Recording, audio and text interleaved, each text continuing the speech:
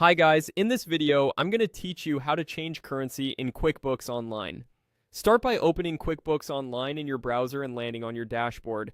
Make sure you're in the correct company file where you intend to make this change because currency settings affect reports, lists, and future transactions in that company.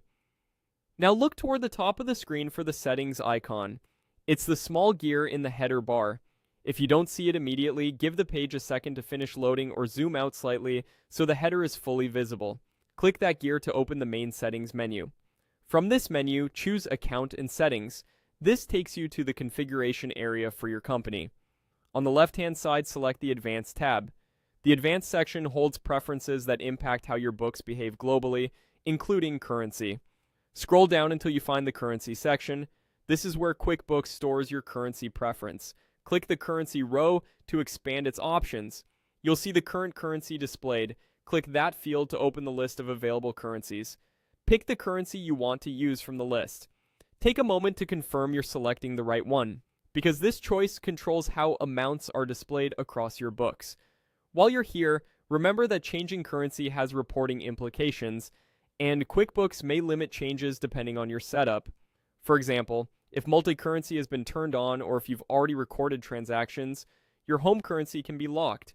If the currency field looks grayed out or you can't change it, that's usually why.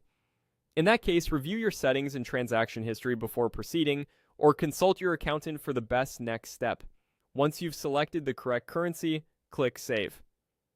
QuickBooks will apply the change and you may see a brief confirmation. If amounts don't immediately display in the new currency, refresh your browser or navigate to a report to verify the update. A couple of quick tips as you wrap up. Double-check your invoices, bills, and default templates after saving to ensure everything reflects the new currency format. If you work with customers or vendors in different currencies, be aware that handling multiple currencies is a separate feature. Today we focused only on changing the currency preference in settings.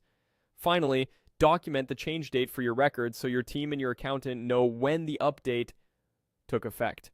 That's all there is to it. You've navigated to settings, opened account and settings, gone into the advanced tab, updated your currency, and saved the change.